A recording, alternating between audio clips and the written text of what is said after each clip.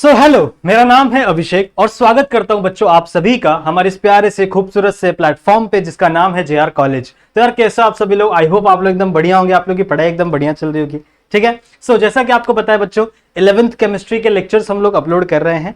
आप लोगों को काफी सारे लेसन्स राहुल सर ने पढ़ाए थे, ठीक है, और आगे के जो लेसन्स होंगे वो आप लोगों को मेनली मैं पढ़ाने वाला हूं। सही है, 2 लेसन मैंने ऑलरेडी आप लोगों को पढ़ाया है और बाकी के लेसन्स आप लोग राहुल सर ने भी पढ़ाया है। तो अगर आप लोग ने पहले के लेसन्स नहीं देखे हैं तो गो चेक द प्लेलिस्ट। हमने प्लेलिस्ट बनाई हुई है 11th केमिस्ट्री की, ठीक है। आपको वहां पे बहुत सारे लेसन्स आप लोग को पढ़ने के लिए मिलेंगे। सही है, और जो लेसन अभी तक कवर नहीं हुआ है मैं ट्राई करूंगा बच्चों वो सारे के सारे लेक्चर्स को अपलोड करने की आपके लेसन बाय लेसन। सही है बच्चों, तो आज से इस लेक्चर से बच्चों हम लोग स्टार्ट करने वाले हैं एक बहुत ही इंपॉर्टेंट और एक बहुत ही आसान सा लेसन जिसका नाम है बच्चों सम एनालिटिकल टेक्निक। ठीक है, हम लोग कुछ एनालिटिकल टेक्निक्स की बात करेंगे हमारे इस लेसन के अंदर, जो कि हमारा लेसन नंबर 3 है 11th केमिस्ट्री का। ठीक है, तो आज हम लोग इंट्रोडक्शन देखेंगे, हम लोग ये समझेंगे कि भैया रिक्रिस्टलाइजेशन कैसे करते हैं। ठीक है, रिक्रिस्टलाइजेशन मतलब क्या होता है वो समझेंगे। फिर हम लोग बात करेंगे बच्चों प्यूरिफिकेशन की, प्यूरिफिकेशन ऑफ सॉलिड क्या होता है। ठीक है, तो ये सारी चीजें आज हम लोग इस लेक्चर के अंदर कवर करने वाले हैं। सही है, तो लेक्चर स्टार्ट करूंगा। आज पहला लेक्चर है, मैं ट्राई करूंगा बच्चों की लेक्चर ज्यादा बड़ा ना हो और मैं आपको सबसे पहले इंट्रोडक्शन देने की कोशिश करूंगा कि आखिरकार ये लेसन किस बेसिस पे है और हम लोग को पढ़ना कौन कौन सी चीजें हैं इस लेसन के अंदर। ठीक है, चलेगा। So this is the lecture number 1। Start करते हैं बच्चों आज की हमारी इस लेसन की जर्नी को। एक और चीज आपको बताना चाहूंगा कि अगर बच्चों आप लोगों ने हमारे इस एप्लीकेशन को नहीं डाउनलोड किया है तो जरूर से डाउनलोड करेंगे। जितने भी बच्चे हैं सारे के सारे बच्चे इस एप्लीकेशन को डाउनलोड करेंगे अपने फोन के अंदर। काफी बेनिफिशियल एप्लीकेशन है आप लोग के लिए, नोट्स मिलेंगे, लेक्चर्स वहां पे मिलेंगे, कोर्सेज आते रहते हैं, तो चेकआउट किया करो बच्चों इस एप्लीकेशन को भी। साथ ही साथ अगर आपको कोई डाउट होता है केमिस्ट्री में, बायोलॉजी में, सही है, तो आप आ सकते हो मेरे इंस्टाग्राम पे, ये मेरे इंस्टा की आईडी है बच्चों, यहाँ पे आके आप मुझसे बातें कर सकते हो, अपने डाउट्स मेरे साथ शेयर कर सकते हो।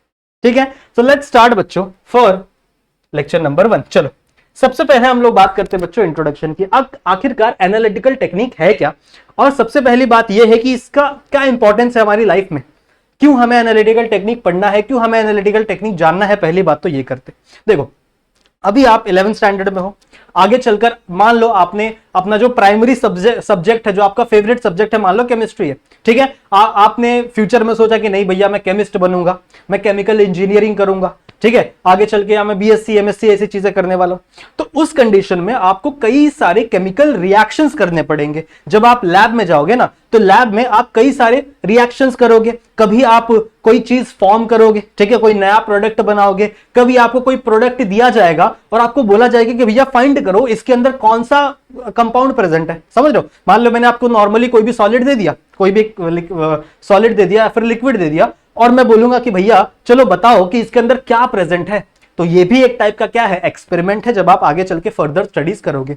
तो इन सारे एक्सपेरिमेंट्स में बच्चों बहुत सारी ऐसी टेक्निक्स हैं, बहुत सारे ऐसे प्रोसीजर है जो हमें पता होने चाहिए, जो हमें पता होने चाहिए बच्चों कि आखिरकार इन्हें किया कैसे जाता है और इनका करने से हमें मिलेगा क्या। समझ रहे हो? ठीक है, तो यही सारी चीजें बच्चों आज हम लोग को इस लेक्चर के अंदर, इस लेसन के अंदर हमको देखनी है। सही है, तो बहुत सारे अलग अलग तरीके होते हैं। देखो जब आप कोई भी रिएक्शंस करोगे तो कई अलग अलग तरीके आप लोग को पढ़ने के लिए, देखने के लिए मिलेंगे। जैसे मान लो सबसे पहला होता है फिल्ट्रेशन, जो कि बहुत ही कॉमन है।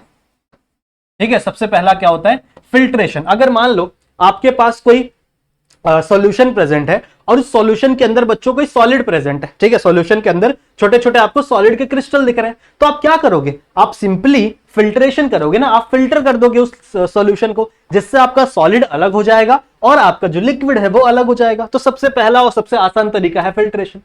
फिर फिल्ट्रेशन करने के बाद मान लो आपको और एनालिटिकल टेक्निक पढ़नी है, तो यू विल स्टडी रिक्रिस्टलाइजेशन। ठीक है, रिक्रिस्टलाइजेशन। रिक्रिस्टलाइजेशन मतलब क्या होता है, अब नाम से ही पता चल रहा है, नाम से हमको काफी सारी चीजें हमको पता चल रही है। रिक्रिस्टलाइजेशन का मतलब क्या है, वापस क्रिस्टलाइज बनाना। ठीक है, वापस क्रिस्टल्स का फॉर्मेशन करना। अब मान लो आपको मैंने एक सॉलिड दिया है, ठीक है, उस सॉलिड के अंदर कुछ इंप्योरिटीज प्रेजेंट होंगी, तो कैसे आप उस इंप्योरिटीज को उसके अंदर से निकालोगे, उस इंप्योरिटीज को वहां से बाहर करोगे और वापस आप कैसे सॉलिड अटेन करोगे। ठीक है, तो इस प्रोसेस को हम लोग क्या कहते हैं बच्चों, रिक्रिस्टलाइजेशन। ये भी हम लोग पढ़ेंगे। सही है, फिर उसके बाद आप पढ़ोगे कि भैया मान लो आपको 2 सॉलिड मिला के दे दिए मैंने, मान लो 2 अलग अलग पाउडर हैं, अलग अलग कंपाउंड के, वो मैंने आपको मिला के दे दिया, तो फिर आप उसे कैसे अलग करोगे। ठीक है, सेपरेशन ऑफ सॉलिड कैसे करोगे। फिर भैया बात आती है डिस्टिलेशन की। डिस्टिलेशन क्या होता है, ये वर्ड शायद आप लोगों ने काफी समय में बचपन में सुना होगा कि डिस्टिलेशन क्या होता है। ये भी चीज आप आगे चल के परफॉर्म करने वाले हो। अब डिस्टिलेशन के भी कई अलग अलग टाइप होते हैं। कई बार आप वैक्यूम डिस्टिलेशन करते हो, एयर डिस्टिलेशन करते हो, लिक्विड डिस्टिलेशन करते हो, ठीक है। तो वो उसके भी बहुत अलग अलग टाइप्स होते हैं, समझ रहे हो, ठीक है। तो यही जितने भी अलग अलग एनालिटिकल टेक्निक्स हैं जो भी आप यूज करने वाले हो, और भी होंगे, पर मैंने आपको नॉर्मल सा एग्जांपल दिया है जिससे आपको समझ में आए कि आपको लेसन के अंदर आखिरकार पढ़ना क्या है। समझ रहे हो, आपको यह आइडिया मिले कि आखिरकार लेसन में हमें देखना क्या क्या है, पढ़ना क्या क्या है, ठीक है। तो मैंने आपको क्या बताया, मैंने आपको सिंपल सी चीज ये बताई है कि जब आप आगे चल के फ्यूचर में कोई भी एक्सपेरिमेंट परफॉर्म करोगे केमिस्ट्री के अंदर, चाहे आप कोई नया प्रोडक्ट बना रहे हो, बहुत सारे टाइम पे होता है ना, हम लोग कोई नया प्रोडक्ट बनाते हैं, हम लोग रिसर्च करते हैं अलग अलग चीजें केमिस्ट्री के अंदर। फिर कभी कभी ऐसा हो सकता है कि आपको डिटेक्शन करना है किसी एलिमेंट का। आपको मान लो कोई भी पाउडर दे दिया गया या फिर कोई भी कंपाउंड दे दिया गया, and you have to detect that compound कि उसके अंदर क्या प्रेजेंट है। तो भैया आपको क्या करना पड़ेगा, आपको बहुत सारे एनालिटिकल टेक्निक उस समय भी फॉलो करने पड़ेंगे। फिर आपको दो अलग अलग चीजें मिक्स करके दे दी गई हैं, आपको सेपरेट करना है। सो सेपरेशन के लिए भी कई सारे अलग अलग टेक्निक्स हैं, सही है। तो इन्हीं सारे टेक्निक्स को बच्चों हमें आज के इस लेसन के अंदर देखना है, ठीक है। हमें इस लेसन के अंदर देखना है यही टेक्निक्स जो आपके रोजमर्रा के एक्सपेरिमेंट में लगने वाली हैं। रोजमर्रा की जिंदगी में नहीं, रोजमर्रा के जो एक्सपेरिमेंट्स होंगे जब आगे चल के आप फर्दर स्टडीज करोगे, ठीक है, तब उसके अंदर आपको ये सारी चीजें लगने वाली हैं। तो यही चीजें हम लोग करने वाले हैं बच्चों, यही चीजों के बारे में स्टडी करने वाले हैं हम लोग हमारे इस चैप्टर के अंदर। चलो आज सबसे पहले we going to talk about purification of solid. मान लो अगर आपको दो सॉलिड दे दिया मैंने, ठीक है, मान लो दो, एक है आपका सॉलिड ए, मान लो आपका सॉलिड ए है, और इसी में मैंने मिक्स कर दिया मान लो बच्चों सॉलिड बी। अब ये सॉलिड कुछ भी हो सकते, कोई भी कंपाउंड हो सकते, ठीक है, कोई भी कंपाउंड, मान लो ये बेंजील है, कुछ भी हो सकता है, अमोनिया तो लिक्विड होता है, कुछ भी मान लो, समझ लो कोई भी कंपाउंड है, ये कोई केमिकल कंपाउंड है, it is certain a chemical compound, और ये कोई केमिकल कंपाउंड है, समझ रहे हो। अब मैंने मान लो आपको बच्चों दो अलग अलग केमिकल कंपाउंड दे दिए, ठीक है, दो अलग अलग आपको सॉलिड दे दिए। इस कंडीशन में क्या होगा, कैसे आप दोनों को सेपरेट करोगे? क्या आप एक एक क्रिस्टल अलग करोगे, देखो भैया नहीं ये इसका ऐसे नहीं करने बैठोगे, जिंदगी निकल जाएगी ना। तो फिर भैया क्या तरीका है इन दोनों सॉलिड्स को अलग करने का? इसके बच्चों देखो यहां से दो प्रोबेबिलिटी बनती है, दो प्रोबेबिलिटी बनती है। सबसे पहले आपको क्या करना है, इन दोनों, इस जो भी आपको सॉलिड मिला है, जो भी आपको मिक्सचर मिला है, मान लो मैंने इसको मिक्सचर बोला, मैंने इसको क्या बोला, मिक्सचर बोला, it is a mixture of two different solids. और इन दोनों मिक्सचर को आपको क्या करना है, अलग करना है, दोनों सॉलिड को क्या करना है, आपको अलग करना है। अब इसका सिंपल सा तरीका होता है कि भैया मैं इसको किसी चीज के अंदर डिसॉल्व कर दूं, ठीक है, मैं इसको क्या कर दूं, किसी चीज के अंदर डिसॉल्व कर दूं। अब यहां पे दो प्रोबेबिलिटी बनती है। एक प्रोबेबिलिटी ये, पहला प्रोबेबिलिटी ये कि जब मैं अगर मिक्सचर को किसी भी सॉल्वेंट के अंदर डिसॉल्व करूं, ठीक है, किसी भी सॉल्वेंट के अंदर क्या करूं, डिसॉल्व करूं, तो उस कंडीशन में आपके दोनों solid, both solid get dissolved. पहला कंडीशन क्या है, ध्यान से सुनो, मैंने क्या बोला कि मान लो आपने इस मिक्सचर को, जो भी आपको मिक्सचर मैंने दिया था, इस मिक्सचर को आपने डाल दिया किसी सॉल्वेंट के, ठीक है, सॉल्वेंट कुछ भी हो सकता है, सॉल्वेंट आपका वाटर हो सकता है, सॉल्वेंट आपका कोई अल्कोहल हो सकता है, सॉल्वेंट आपका बच्चों एसीटोन हो सकता है, समझ लो। तो कई अलग अलग प्रकार के सॉल्वेंट हमारे लैब में अवेलेबल होते हैं। तो मान लो इसमें से कोई भी एक सॉल्वेंट है और मैंने आपको दे दिया भैया ये मिक्सचर, तो आपने क्या किया, इस मिक्सचर को क्या किया, डिसॉल्व कर दिया आपके सॉल्वेंट के अंदर। दो प्रोबेबिलिटी हो सकती है। पहली प्रोबेबिलिटी क्या है कि दोनों के दोनों सॉलिड का नेचर ऐसा होगा, ठीक है, दोनों के दोनों सॉलिड का नेचर ऐसा होगा कि भैया वो डिसॉल्व हो जाएंगे आपके सॉल्वेंट के अंदर। मान लो दोनों सॉलिड हाइड्रोफिलिक, हाइड्रोफिलिक मतलब क्या, पानी से प्यार करते हैं, हाइड्रोफिलिक किसी को बोलते हैं ना, पानी से प्यार करे वो हाइड्रोफिलिक, जो पानी से प्यार ना करे, जो दुश्मनी रखे पानी से, उसको हम लोग क्या बोलते हैं, हाइड्रोफोबिक। वो भी है ना, डर, ठीक है, ठीक है। तो क्या बोला मैंने, both the solid get dissolve, ये एक कंडीशन है। दूसरी कंडीशन क्या होगी, दूसरी कंडीशन क्या होगी, मान लो आपने किसी सॉल्वेंट के अंदर इस दोनों मिक्सचर को डिसॉल्व किया। अगर ऐसा भी हो सकता है कि मान लो आपका सॉलिड ए डिसॉल्व हुआ पर सॉलिड बी डिसॉल्व नहीं हुआ, मान लो ऐसा लिखता हूं मैं, one of the solid get dissolved ठीक है, one of the solid get dissolve but another solid remain same, remain same. ठीक है, ये आपकी कंडीशन बनी। इस कंडीशन में मैंने मतलब क्या है कि अगर आपने किसी भी मिक्सचर को किसी सॉल्वेंट के अंदर डिसॉल्व किया तो दो प्रोबेबिलिटीज यहां पे बन सकती है। पहली प्रोबेबिलिटी क्या है कि दोनों का दोनों सॉलिड क्या हो जाएगा बच्चों, डिसॉल्व हो जाएगा, पहली प्रोबेबिलिटी। दूसरी प्रोबेबिलिटी क्या है कि मान लो इसमें से कोई एक सॉलिड, फॉर एग्जांपल ये वाला सॉलिड क्या हो गया, इस सॉल्वेंट के अंदर डिसॉल्व हो गया, पर दूसरा वाला जो सॉलिड था वो वाटर के अंदर डिसॉल्व नहीं हुआ, इस सॉल्वेंट के अंदर डिसॉल्व नहीं हुआ। तो दोनों की क्या है, अलग अलग प्रोबेबिलिटी है। सही है, दोनों की क्या है, अलग अलग क्या है, नेचर है। तो अगर दोनों अलग टाइप के नेचर के सॉलिड है तो एक उसमें से कोई एक डिसॉल्व होगा, उसमें से कोई एक डिसॉल्व नहीं होगा। तो आप क्या करोगे, सिंपल आप करोगे बच्चों फिल्ट्रेशन। सिंपल आप इसके बाद क्या करोगे, next step you do a filtration. Filtration करेंगे कैसे, फिल्ट्रेशन के लिए बच्चों आपको लेना पड़ेगा फनल। अगर आप केमिस्ट्री लैब में जाओगे तो आपको कुछ इस तरीके का स्ट्रक्चर आपको देखने के लिए मिलेगा। ठीक है, कुछ ऐसी चीजें आपको देखने के लिए मिलेगी। इसको हम लोग क्या बोलते हैं, तो आप कहोगे फनल। ठीक है, तो आपके पास सॉल्यूशन है, यू गॉट अ सॉल्यूशन। यहां पे एक सॉल्यूशन है, इस सॉल्यूशन के अंदर क्या प्रेजेंट है, सॉल्वेंट और कुछ सॉल्यूट जो कि डिसॉल्व नहीं हुए। ठीक है, कुछ सॉल्यूट जो कि इसके अंदर डिसॉल्व नहीं हुए। सही है, तो एक सॉल्वेंट आपका, एक सॉलिड आपका डिसॉल्व हो गया था, दूसरा सॉलिड आपका डिसॉल्व नहीं हुआ, तो ये आपका सॉल्यूशन यहाँ पे पड़ा हुआ है, ये आपको मिल गया। सही है, नाउ अब आपने क्या लिया, अब आपने लिया है फनल। इस फनल के अंदर आप डालोगे क्या, आप डालोगे फिल्टर पेपर। ठीक है, आप क्या डालोगे इसके अंदर, फिल्टर पेपर। कैसे डालते हैं, कोन शेप का बना के। ठीक है, इस फिल्टर पेपर को आपको क्या करना पड़ेगा, कोन शेप में टर्न करना पड़ेगा और फिर उसको रखना पड़ेगा आपको फनल के अंदर। ठीक है, जैसे मान लो मेरे पास एक पेपर है यहाँ पे, ठीक है, एक पेपर है, तो कुछ नहीं, जैसे हम लोग बचपन में भेल नहीं खाते थे, भेल ऐसे ऐसे भेल बनाते थे ना, इसके अंदर हम लोग भेल निकाले खाते थे।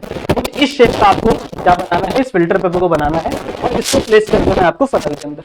ठीक है, जैसे आपने इसको प्लेस कर दिया फनल के अंदर, ये क्या करेगा, जो भी इसके अंदर सॉलिड्स हैं इन सॉलिड्स को इसी फिल्टर पेपर में रहने देगा और बाकी का बचा हुआ जो सॉल्यूशन है, बाकी का जो सॉल्वेंट है वो यहां से नीचे चला जाएगा। ठीक है, तो यहां से नीचे क्या हो जाएगा, कलेक्ट हो जाएगा।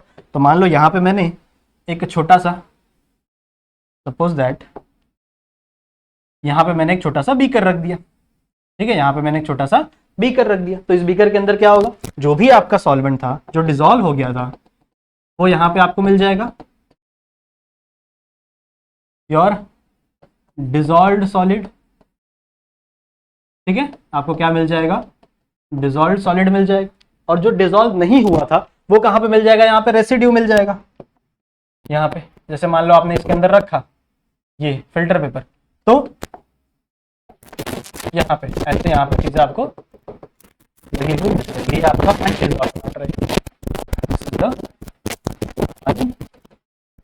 डिसॉल्व। क्लियर है, समझ में आ गया। तो इस तरीके से बच्चों फिल्ट्रेशन करते हैं।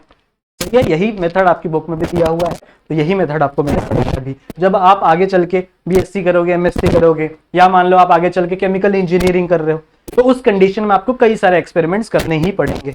और एक्सपेरिमेंट करते समय आपको बहुत सारे अलग अलग टेक्निक का यूज करना पड़ेगा, जिसमें वन ऑफ द टेक्निक है आपकी फिल्ट्रेशन। ठीक है, तो फिल्ट्रेशन कैसे करके समझना है, आपको क्या करना है, आपको जो दो अलग अलग आपको सॉलिड मिले हैं, सबसे पहले उसको सॉल्वेंट के अंदर डिसॉल्व करना है। सॉल्वेंट अलग अलग होते हैं डिपेंडिंग अपॉन योर सॉलिड। ठीक है, तो आपको वाटर भी एज अ सॉल्वेंट यूज कर सकते हो, बहुत सारे अल्कोहल्स होते हैं जैसे इथेनॉल होता है, आइसोप्रोपाइल अल्कोहल होते हैं, बहुत सारे अल्कोहल हम लोग यूज करते हैं। ठीक है, आप लोग एसीटोन यूज कर सकते हैं। ये अलग अलग सॉल्वेंट हमारे लैब में अवेलेबल होते हैं। सही है, तो आप अपने सॉलिड के हिसाब से, जिस टाइप का आपका सॉलिड है उसके हिसाब से आप क्या करोगे, इसको डिसॉल्व करोगे सॉल्वेंट के अंदर। डिसॉल्व किया, उसमें से एक टाइप, एक नेचर ऐसा था जो डिसॉल्व हो गया पानी के अंदर कंप्लीटली, एक ऐसा था जो डिसॉल्व नहीं हुआ।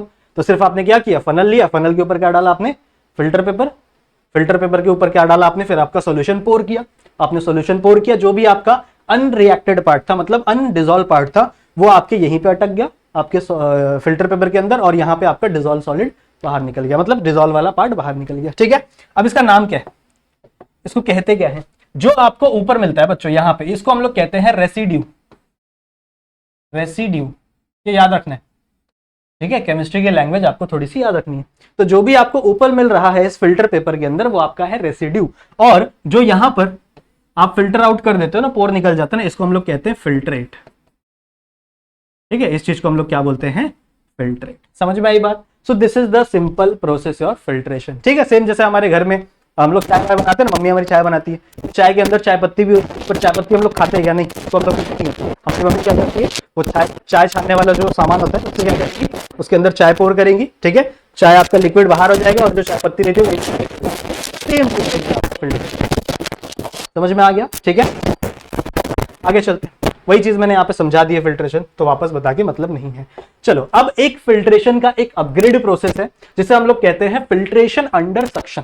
ठीक है, फिल्ट्रेशन अंडर सक्शन। इसको यूज करने के लिए बच्चों हम लोग एक बड़ी सी मशीन का यूज करते हैं। ठीक है, एक इतनी बड़ी, ऑलमोस्ट इतनी बड़ी मशीन होती है जिसको हम लोग कहते हैं बकनर फनल। ठीक है, कुछ ऐसी मशीन होती है, इसमें हम लोग कहते हैं बच्चों it is a filtration under suction. ठीक है, देखो यहाँ पे डायग्राम मैंने लगाया हुआ जो कि आपके बुक में दिया हुआ है, कुछ इस तरीके का ये डायग्राम है। यहाँ पे एक आपका रबर बंग लगा हुआ है। ठीक है, इससे कनेक्टेड है आपका ये बकनर फनल। ठीक है, ये आपका बकनर फनल इससे कनेक्टेड है। इसके अंदर आपको एक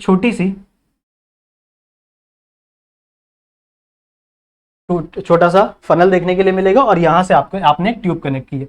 अब ये जो ट्यूब है ना, ये ट्यूब कनेक्टेड रहती है बच्चों एक मशीन से। ठीक है, वो क्या करती है, मशीन राउंड होती रहती है, घूमती रहती है, हमारे कॉलेज में था। तो ये मशीन घूमेगी, जिसके वजह से इसके अंदर क्या जनरेट होता है, वैक्यूम जनरेट होता है। इस जगह के अंदर क्या जनरेट होता है, यहाँ पे बच्चों वैक्यूम जनरेट होता है। अब अगर यहाँ पे वैक्यूम जनरेट हुआ है तो यहाँ पे जो प्रेशर है वो कम हो गया, बिकॉज इसके अंदर कोई एयर है ही नहीं, बाहर एयर ज्यादा है। सही है, बाहर एयर बहुत ज्यादा है, इसके अंदर एयर है ही नहीं। तो आप क्या करोगे, इसके ऊपर आप डालोगे फिल्टर पेपर, यहां पर आप डालोगे फिल्टर पेपर। अब ये जो फिल्टर पेपर है ना, ये नॉर्मल फिल्टर पेपर हम लोग यूज नहीं करते, यहां पर हम लोग फिल्टर पेपर यूज करते हैं, इसको हम लोग कहते हैं वॉटमैन फिल्टर पेपर। वॉटमैन एक साइंटिस्ट का नाम था, तो वॉटमैन्स फिल्टर पेपर नंबर 42। ठीक है, नंबर 42 भी यूज करते हैं कभी कभी, कई लैब में 41 भी यूज करते हैं।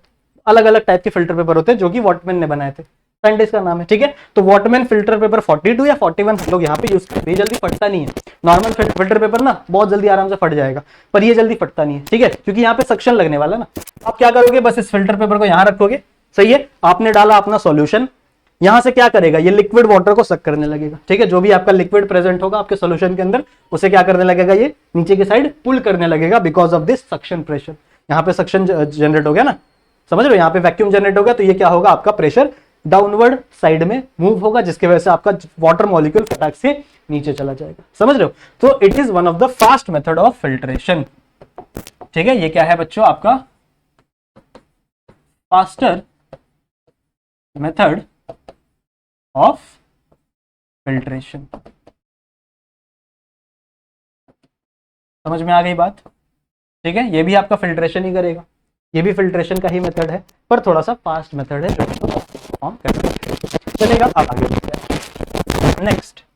नेक्स्ट टॉपिक है बच्चों क्रिस्टलाइजेशन, या फिर इसे आप रिक्रिस्टलाइजेशन भी कह सकते हैं। अब इसमें हमको क्या करना है, रिक्रिस्टलाइजेशन या फिर क्रिस्टलाइजेशन चलेगा। क्रिस्टल्स आपके पास ऑलरेडी अवेलेबल है, उस क्रिस्टल से आपको सबसे पहले उसको डिसॉल्व करना होगा किसी सॉल्वेंट के अंदर, और उससे आपको वापस क्या करना है, क्रिस्टल फॉर्म करना है। ठीक है, ऐसा हम लोग क्यों कर रहे हैं, ऐसा हम लोग कर रहे हैं बच्चों, हमारा एम क्या है रिक्रिस्टलाइजेशन करने का, हमारा एम ये है कि भैया हम निकाल सके इम्प्यूरिटी को, हम क्या निकाल सके, इम्प्यूरिटीज को। ठीक है, कभी कभी जब हम लोग प्रोडक्ट बनाते हैं हमारे लैब के अंदर, ठीक है, लैब के अंदर जब हम लोग 3-4 अलग अलग रिएक्टेंट मिला के, रिएक्शन कंडीशन को बैठा के, टेम्परेचर मेंटेन करके जब रिएक्शन को बनाते हैं, प्रोडक्ट को बनाते हैं, ठीक है, तो कभी कभी ऐसा हो सकता है कि भैया उस प्रोडक्ट के अंदर, ठीक है, उस प्रोडक्ट के अंदर कुछ रिएक्टेंट भी मिले हुआ। ठीक है, कभी कभी कुछ होता है कि आपका रिएक्टेंट प्रोडक्ट बनेगा, तो वो रिएक्टेंट हमारे लिए तो क्या है, इम्प्यूरिटीज। वो रिएक्टेंट क्या है, हमारे लिए तो क्या है, इम्प्यूरिटीज है। या फिर कभी कभी आप ऐसा भी कह सकते हो कि जब आपका नॉर्मल सा रिएक्शन प्रोसीड होता है, मान लो ये भी आपका रिएक्शन प्रोसीड हुआ, तो यहाँ पे आपको एक प्रोडक्ट तो मिलेगा ही मिलेगा, लेकिन इसके साथ साथ एक बाय प्रोडक्ट भी मिलता है जो कि हमारे किसी काम का नहीं है। ये बाय प्रोडक्ट ही हमारे किसी काम का, तो ये बाय प्रोडक्ट को निकालना पड़ेगा। ये बाय प्रोडक्ट हमारे लिए क्या है, इम्प्योरिटी है। ये बाय प्रोडक्ट हमारे लिए क्या है, इम्प्योरिटी है। और कभी कभी ऐसा कहते हैं कि आपका जो रिएक्टेंट है, अनरिएक्टेंट बचा हुआ है ना, जो अनरिएक्टेड रिएक्टेंट बचा हुआ है वो भी आपका इसी प्रोडक्ट के अंदर मिला हुआ है, तो इसको निकालना पड़ेगा। इसको निकालने का ही सबसे बेस्ट तरीका है आपका रिक्रिस्टलाइजेशन। ठीक है, recrystallization is the best method to remove the impurity from the product. समझ नहीं बात? सबसे पहला तरीका सुनो ध्यान से, रिक्रिस्टलाइजेशन करेंगे। सबसे पहला स्टेप आपको लेना है एक सॉल्वेंट। ठीक है, यहां पे आपने लिया एक solvent, this is the solvent. अब मैंने आपको बताया है सॉल्वेंट क्या क्या हो सकते हैं। किसी किसी केस में आप वाटर यूज कर सकते हो, ज्यादातर इन केसेस में तो वोलाटाइल सॉल्वेंट यूज करते हैं। वोलाटाइल सॉल्वेंट ही हम लोग यूज करते हैं। वोलाटाइल सॉल्वेंट मतलब क्या? वोलाटाइल सब्सटेंस ऐसे सब्सटेंस होते हैं जिनका जो बॉइलिंग पॉइंट होता है वो 100 डिग्री से कम हो। ठीक है, जो नॉर्मली बॉयल हो जाते हैं उनको हम लोग क्या बोलते हैं, वोलाटाइल सॉल्वेंट। तो नॉर्मली हम लोग ने क्या लिया, वोलाटाइल सॉल्वेंट लिया। जो भी आपको प्रोडक्ट मिला है सॉलिड फॉर्म में, उस प्रोडक्ट को पोर कर दिया। इसके अंदर मैंने क्या किया, पोर कर दिया। ठीक है, जब इसके अंदर मैंने हमारा प्रोडक्ट को पोर किया, ठीक है, कुछ अमाउंट होगा, कुछ सब्सटेंस ऐसे होंगे जो क्या होंगे, इसके अंदर डिसॉल्व हो जाएंगे। तो मतलब सबसे पहले हम लोग ने क्या किया है, सैचुरेशन किया है। सबसे पहले हम लोग ने क्या किया बच्चों, सैचुरेशन किया। सैचुरेशन का मतलब क्या है कि जितना भी मॉलिक्यूल इसके अंदर डिसॉल्व हो सकता था रूम टेम्परेचर पे, वो हम लोग ने क्या किया, इसके अंदर डिसॉल्व कर दिया। सही, जितना भी आपका सॉलिड था, जो भी आपका प्रोडक्ट था, वो इसके अंदर डिसॉल्व हो सकता था टेम्परेचर पे, उसको मैंने डिसॉल्व कर दिया। मतलब मैंने आपके सॉल्यूशन को सैचुरेटेड सॉल्यूशन बना दिया है। ठीक है, मतलब इसके अंदर अब और हम लोग कुछ डिसॉल्व नहीं कर सकते। डिसॉल्व करना है तो स्टेप करना पड़ेगा, that is we have to heat the solution. Heat करना पड़ेगा बच्चों सॉल्यूशन को। ठीक है, नेक्स्ट स्टेप हमें क्या करना पड़ेगा, we have to heat the solution. अब आप लोग ने देखा है जब आप सॉल्यूशन को हीट करते हो, ठीक है, जब आप सॉल्यूशन को हीट करते हो बच्चों, उस टाइम पर आपकी सॉल्युबिलिटी बढ़ती है। ठीक है, आप लोगों ने ये लेसन नंबर 2 में भी पढ़ा था ना कि जब आप किसी भी सॉल्यूशन को हीट करते हो उस सॉल्यूशन की सॉल्युबिलिटी बढ़ती है। जैसे नॉर्मली आप घर पे कर सकते हैं कि आप गर्म पानी के अंदर अगर शक्कर को मिक्स करोगे तो वो जल्दी मिक्स होगा as compare to normal temperature वाला। ठीक है, उसके अंदर ज्यादा अमाउंट ऑफ शुगर क्या हो सकता है, मिक्स हो सकता है। समझ रहे हो? ठीक है, तो नेक्स्ट स्टेप आप क्या करोगे, नेक्स्ट स्टेप आप करोगे सॉल्यूशन को हीट। ठीक है, नेक्स्ट स्टेप आप क्या करोगे, सॉल्यूशन को हीट। जैसे ही आपने सॉल्यूशन को हीट किया, जो भी अनडिसॉल्व पार्ट था, मतलब जो अभी तक डिसॉल्व भी नहीं हुआ था, वो भी क्या हो जाएगा बच्चों, इसके अंदर कंप्लीटली डिसॉल्व। ठीक है, नेक्स्ट स्टेप क्या होगा, हीट किया आपने सॉल्यूशन, इस हॉट सॉल्यूशन को आपने क्या किया बच्चों, हीट किया। ठीक है, आपने हीट किया तो जो भी इसके अंदर अनडिसॉल्व पार्ट था वो भी क्या हो गया, डिसॉल्व हो गया आराम से। नेक्स्ट इसके बाद आप करोगे बच्चों इसका फिल्ट्रेशन। अगले स्टेप पे आते हैं। नेक्स्ट क्या करोगे आप, इसका आप करोगे इसका फिल्ट्रेशन। जैसे इसी हॉट सॉल्यूशन को, जो आपने अभी हॉट सॉल्यूशन देखा है, इसी हॉट सॉल्यूशन को आप नॉर्मली क्या करोगे, फिल्टर करोगे by normal method, traditional method आप लिख सकते हो। बाय ट्रेडिशनल मेथड आप क्या करोगे, इसको फिल्टर। आप क्या करोगे, इसको फिल्टर करोगे। ठीक है, तो ये मैंने यहां पे रखा आपका नॉर्मल फिल्टर। ठीक है, और यहां पे मैंने डाल दिया है यहां पे एक आपका सब्सटेंस। ठीक है, इसके ऊपर मैंने डाला है बच्चों फिल्टर पेपर। यहां पे suppose that I have taken a filter paper. सही है, अब जितना भी आपका प्रोडक्ट था वो तो क्या हो चुका है, डिसॉल्व हो चुका है। जो चीज अनडिसॉल्व रहेगी वही क्या रहेगी, इंप्योरिटीज। नॉर्मली यहाँ पे देखो जानते, नॉर्मली बच्चों आपने क्या किया, आपने डिसॉल्व किया, पहले आपने सॉल्यूशन को सैचुरेटेड बनाया। सैचुरेटेड होने के बाद, ठीक है, सॉल्यूशन का सैचुरेटेड होने के बाद आपने इसको क्या किया है, हीट किया है। ठीक है, जैसे ही आपका सॉल्यूशन हीट हुआ, द नेक्स्ट टाइम आपने क्या किया है, जितने भी आपका प्रोडक्ट था वो क्या हो गया, डिसॉल्व हो गया, क्योंकि आपने जो सॉल्वेंट लिया था वो आपके प्रोडक्ट के हिसाब से लिया था, वो इसके अंदर डिसॉल्व। वो चीज डिसॉल्व नहीं हुई वो थी आपकी इम्प्योरिटी। ठीक है, वो चीज क्या थी, आपकी इम्प्योरिटीज। सो नेक्स्ट थिंग आप क्या करोगे, स्टेप आप क्या करोगे, आप फिल्ट्रेशन करोगे। ठीक है, नेक्स्ट स्टेप आप क्या करोगे, फिल्ट्रेशन करोगे। फिल्ट्रेशन करोगे, यहाँ पे आपको क्या मिलेगा, यहाँ पे आपको क्या मिलेगा, फिल्ट्रेट। This is filtrate. ठीक है, जो इम्प्यूरिटीज रहेंगी वो यहाँ पे जमा हो जाएंगी, इसको हम लोग क्या बोलते हैं, रेसिड्यू। इन दिस सिचुएशन ये हमारी क्या है बच्चों, इम्प्यूरिटी है, ये हमारी क्या है, इम्प्यूरिटी है, समझ रहे हो? ठीक है, नाउ अब आपको ये हॉट सॉल्यूशन मिला, कुछ नहीं करना है आपको, नेक्स्ट इसी सॉल्यूशन को क्या कर देना है, कूल कर देना है। फोर्थ स्टेप क्या है, आपको इसी सॉल्यूशन को आपको कूल कर देना है। कूल करने के लिए क्या करोगे, आइस बात पे रख दोगे। मान लो आपने आइस ले लिया और उसके अंदर आपने पोर्सिलिन डिश में, you have taken a porcelain dish, उसके अंदर आपने इस सॉल्यूशन को क्या किया, पोर किया और यहाँ पे आपका सॉल्यूशन गिर गया। जैसे ही आपका सॉल्यूशन कूल होगा, जैसे देखो आपने उसको हीट किया था, सॉल्युबिलिटी बढ़ गई थी, जैसे आपका सॉल्यूशन कूल होगा आपकी सॉल्युबिलिटी कम हो जाएगी और जो भी आपके प्रोडक्ट थे वो आपको as it is solid form में मिलेंगे। जो आपके प्रोडक्ट थे वो आपको as it is solid form में मिलेंगे। समझ में आई बात? ठीक है, समझ में आई बात? सही है, ठीक है। तो अब समझ में, इसको रिक्रिस्टलाइजेशन क्यों बोलते हैं, कि आपने शुरू में ही लिया था सॉलिड, उस सॉलिड को आपने डिसॉल्व किया, डिसॉल्व करने के बाद आपने वापस सॉलिड बनाया है। सही है, तो आपने वापस इसका फॉर्मेशन किया, रिक्रिस्टलाइजेशन, इसलिए इसको रिक्रिस्टलाइजेशन कहते हैं बच्चों हम लोग। ठीक है, इसको करने का मोटिव क्या था, मैंने आपको बताया क्यों करना है ये रिएक्शन, जिससे हमारी इंप्योरिटीज जो भी हमारे प्रोडक्ट के अंदर है वो बाहर आ गई बात। ठीक है, तो this is the simple step your recrystallisation. समझ में आ गया? चलो आगे बढ़ते। नेक्स्ट यहां पे कुछ कंडीशंस हैं, यू कैन से, आप मैंने कुछ कंडीशन, किसकी कंडीशन से है, कंडीशंस ऑफ सॉल्वेंट। सॉल्वेंट की कुछ कंडीशंस है बच्चों, कि आपका सॉल्वेंट कैसा होना चाहिए। अगर आप रिक्रिस्टलाइजेशन कर रहे हो तो आपका सॉल्वेंट किस टाइप का होना चाहिए। ठीक है, दिस कंडीशन रीड करते हैं। सबसे पहली कंडीशन क्या कहती है, the compound should be crystallized, the compound to be crystallized should be least or sparingly soluble in the solvent at room temperature but highly soluble in high temperature। क्या बोला मैंने, आपका जो भी आप कंपाउंड ले रहे हो, जो भी आप प्रोडक्ट ले रहे हो, जिसको आपको क्या करना है, रिक्रिस्टलाइजेशन करना है, सबसे पहली बात यह है कि आप जिस भी सॉल्वेंट के अंदर ले रहे हो ना, उस सॉल्वेंट के अंदर या तो वो बहुत ही थोड़ा सा, ठीक है, या तो वो पहली बात तो लीस्ट सॉल्युबल होना चाहिए, या फिर आप कह सकते हो स्पेरिंगली सॉल्युबल, मतलब 1 या 2% ही वो सॉल्युबल होना चाहिए। कब? रूम टेम्परेचर पे। ठीक है, रूम टेम्परेचर पे बहुत ही कम सॉल्युबल होना।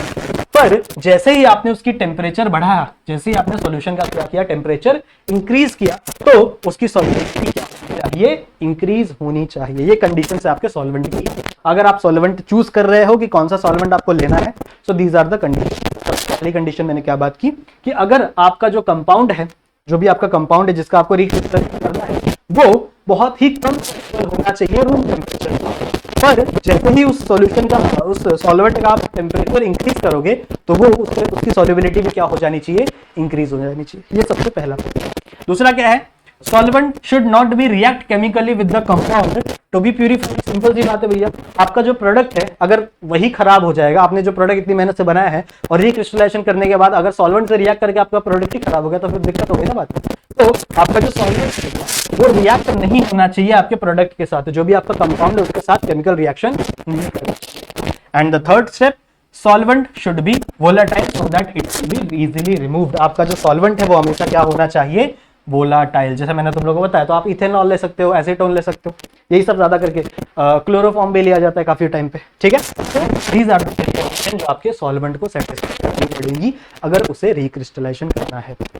समझ में आई बात है? ठीक है, सो आई होप बच्चों जितनी चीजें मैंने आपको समझाई हैं वो चीज आपको क्लियरली समझ में आ गई। इस लेक्चर को हम लोग यहीं खत्म करेंगे। आज हम लोग ने रिक्रिस्टलाइजेशन सीखा, ठीक है, प्यूरिफिकेशन ऑफ सॉलिड सीखा, और मैंने आपको थोड़ा बहुत इंट्रोडक्शन बताया। मैंने इस लेक्चर को ज्यादा लंबा नहीं रखा है क्योंकि इंट्रोडक्टरी लेक्चर है, पहला लेक्चर है। सही है, इसके बारे में और बातें हम लोग अगले लेक्चर से कंटिन्यू करेंगे।